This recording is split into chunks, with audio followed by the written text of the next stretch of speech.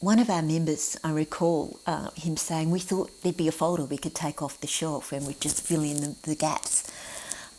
Every community's different, so you can't have a generic plan. You really got to shape something that is targeted at your community, represents your community.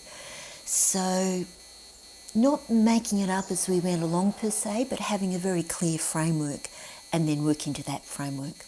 So we went out to community and we said, what's important to you?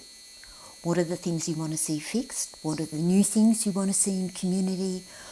What are the important parts of our history that we might be able to replicate? Please give us your ideas for recovery. We got 68, 70 ideas, and then we thought, well, realistically, we're not going to get funding for all of those things, so we need some kind of sense of priority. So we went out to community and said, please vote on these ideas.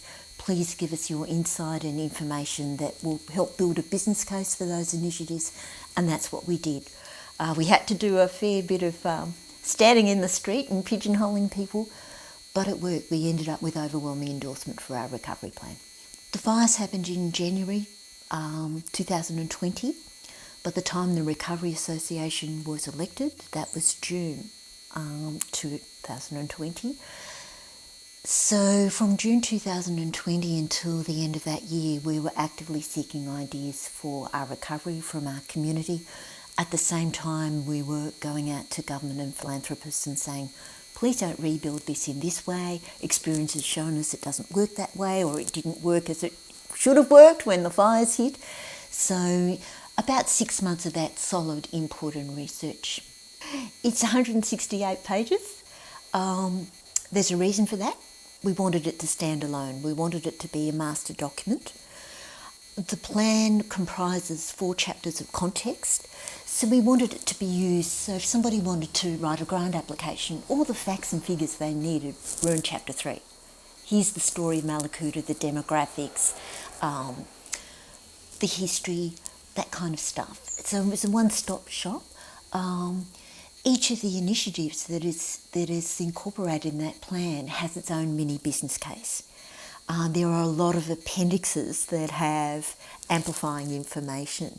So pretty much we wanted it to stand alone. We wanted, when people said to us, what do you want? Say, here you go, feel your boots. But it was written in a way that you could go to the index and it was interactive, so you didn't have to work through 167 pages to get to the item you wanted on page 168. So you could click on something in the index and it will take you straight to the relevant part.